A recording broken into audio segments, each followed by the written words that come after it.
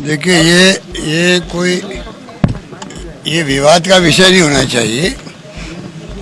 ये पूरे कंट्री के अंदर, विशेष रूप से नॉर्थ इंडिया के अंदर अरे यार मुंह पे लिया है, बूम को थोड़ा नीचे करो ना। बड़ा क्राइसिस है और हो सकता है क्राइसिस बड़े आगे।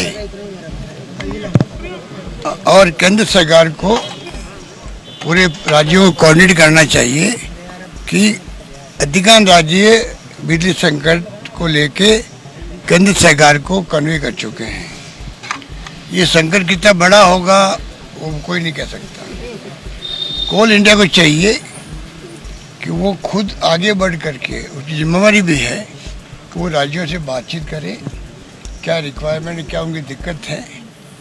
क्योंकि खाली कोल माइन में पानी भर गया बरसात से, वो तो एक कारण हुआ, पर जहाँ तक मुझे जानकारी मिली है कई जो प्लांट थे वो कॉन्ट्रैक्टर जो थे उनके कॉन्ट्रैक्टर खुद ही फेल हो गए। तो ये पूरे क्राइसिस पूरे कंट्री में है, करीब करीब काफ़ी राज्यों में है। और दिल्ली राजधानी है, वो तो आप देख रहे हो क्या हो रहा है, ब्लैकआउट होने तक की बातें होने लग गई है। चाइना में पूरा क्राइसिस है, यूरोप में क्राइसिस है। कोयले के जो दाम है दुनिया के मुल्कों में, इंडोनेशिया सहित, वो 4-5 गुना ज़्यादा बढ़ गए हैं और बढ़ने के बावजूद कोयला मिल नहीं रहा है। दाम बढ़ गए, कोयला अवेलेबल नहीं। फिर भी स्थिति बड़ी अजीबोगरीब बन रही है। सुन के आश्चर्य होता है। कोई कहे कि अगर कि मार्च तक ये कोल का संकट रहेगा, ये सुन के ही हमें आश्चर्य होता है, दुख होता है। तो ऐसे वक्त में केंद्र सरकार की जिम्मेवारी बनती है बहुत बड़ी कि तमाम राज्यों को संकट से निकाले। 500 करोड़ बकाया है, 600 करोड़ बकाया, ये बहुत मामूली बातें हैं। जहाँ करोड़ों अरबों रुपए के कोयले बिकते और खरीदते हैं, वहाँ 500 करोड़ रुपये क्या मायने रखते हैं। इस प्रकार की खबरें देने कोई फायदा नहीं है। केंद्र की जिम्मेवारी है और मुझे उम्मीद है कि जो केंद्रीय ऊर्जा मंत्री हैं वो सक्षम है। मुझे उम्मीद है कि वो जिस प्रकार कोऑर्डिनेट कर रहे हैं राज्यों को बिजली को लेकर के, वो कोई हल निकालेंगे, बजाय इसके कि हम लोग राज्यों के ऊपर जिम्मेवारी डाल दें कि कोई कमी नहीं है कोयले की। ये कहना ही मैं समझता हूँ बेईमानी है। कोयले की कमी है, सबको मालूम है, राज्य संकट में है और संकट से निकालने की जिम्मेवारी केंद्र की बनती है।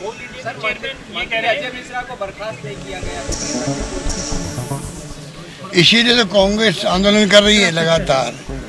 प्रियंका गांधी जी को बैठना पड़ा यूपी के अंदर। प्रदेश कांग्रेस कमेटी के माध्यम से पूरे देश के अंदर सब राज्यों में आंदोलन हो गए हैं। और दिन दहाड़े जो हत्याएं हुई है, हमने दंगे में देखे हैं लोगों को मरते हुए। हमने सुना है कि पुलिस एनकाउंटर में लोग मर जाते हैं।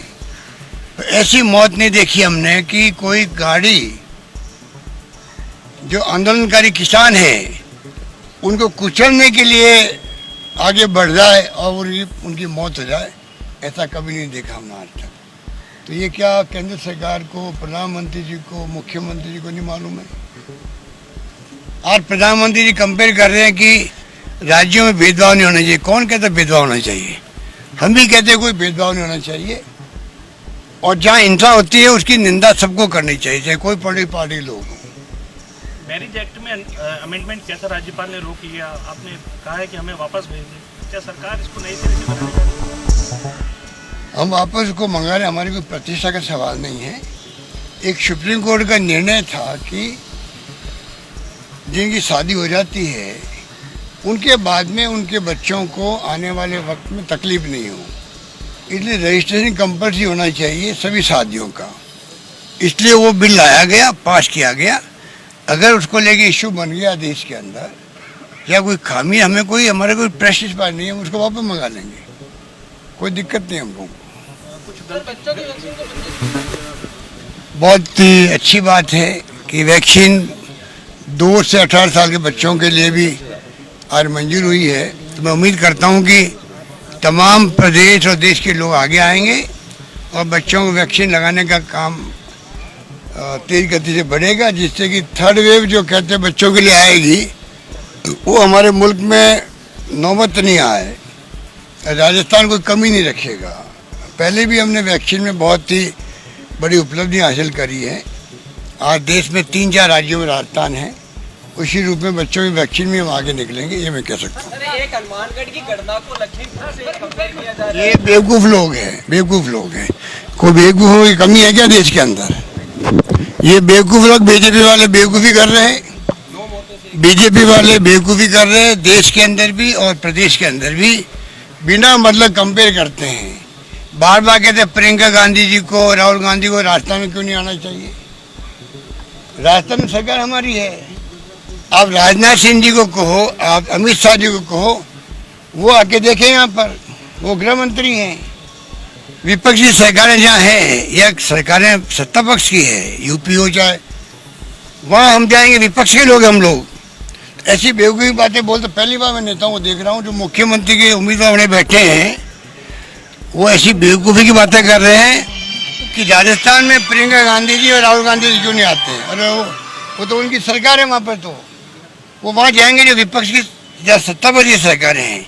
हमारे आना चाहिए, प्रधानमंत्री जी को आना चाहिए, गृह मंत्री जी को आना चाहिए, जेपी नड्डा जी को आना चाहिए। देखिए जाके हनुमानगढ़ में क्या हुआ, किस प्रकार क्यों घटना हुई, क्यों लीचिंग हुई। हम तो उसकी निंदा करते हैं।